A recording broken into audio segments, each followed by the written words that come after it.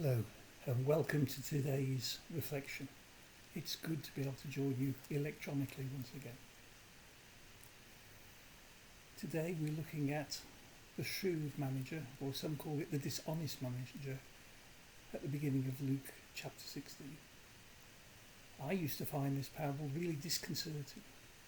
Why was Jesus praising someone who wasn't behaving as we might think would be the best way? Let's read Luke chapter 16 verses 1 to 17 and then we'll think about that. Then Jesus said to his disciples, "There was a rich man who had a manager, and charges were brought to him that the man was squandering his property. So he summoned him and said to him, 'What is this I hear about you? Give me an account of your management, because you cannot be my manager any longer.' Then the manager said to himself, 'What will I do now that my master is taking the position away from me? I am not strong enough to dig, and I am ashamed to beg. I have decided what to do so that, when I am dismissed as manager, people may welcome me into their homes.' So summoning his master's debtors one by one, he asked the first, 'How much do you owe my master?' He answered, 100 jugs of olive oil.' He said to him, 'Take your bill, sit down quickly and make it 50. Then he asked another, 'Then how much do you owe?' He replied, 100 containers of wheat.' He said to him, 'Take your bill and make it 80. And his master commended the dishonest manager because he had acted shrewdly. For the children of this age are more shrewd in dealing with their own generation than the children of light.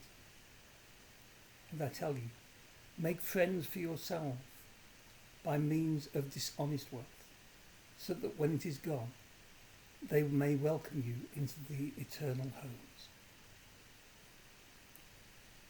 Whoever is faithful in a little is faithful also in much, and whoever is dishonest in very little is dishonest also in much.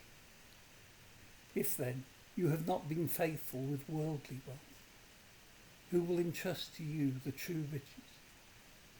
And if you have not been trustworthy with someone else's property, who will give you property of your own?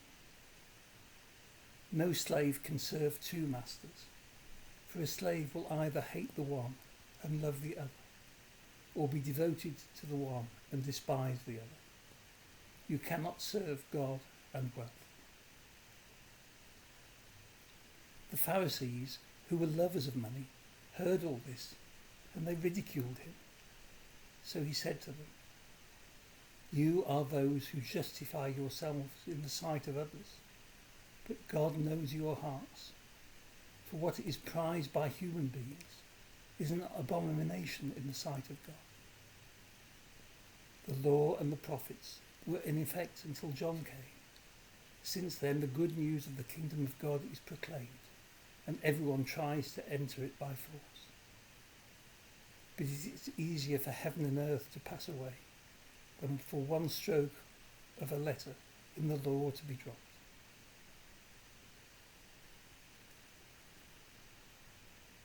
Jewish stories of master and steward would immediately make the first listeners think it was about God and Israel. Now, we might not know the exact nature of the steward squandering his master's property. Perhaps that was to make his audience think about how they use what is entrusted to them. You might find it strange to be lending huge quantities of oil or wheat in that society, but it was one way of getting around the practice of charging interest on loans. Interest on loans of money was forbidden, so one way round could be to lend things but get more back. But perhaps Jesus was also preparing his listeners for persecutions that were to come in the years after his death. In In Matthew chapter 10, Jesus says, "See, I'm sending you out like sheep into the midst of wolves. So be wise as serpents and innocent as doves." So although the steward is dishonest in his management, he's commending him for being prepared and saying to his listeners that they too should be prepared.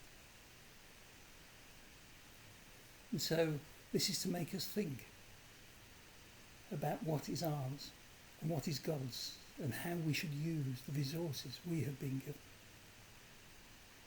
Jesus goes on to talk about being trustworthy in what you do, and how you should not blur the lines between sharp practice and what is good.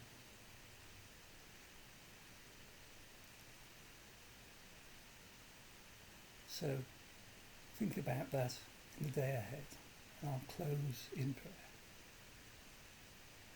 Lord, help us to be good stewards of the resources entrusted to us. Help us to look out for opportunities to build friendships that demonstrate your love for all, especially with those to whom we are not immediately attracted.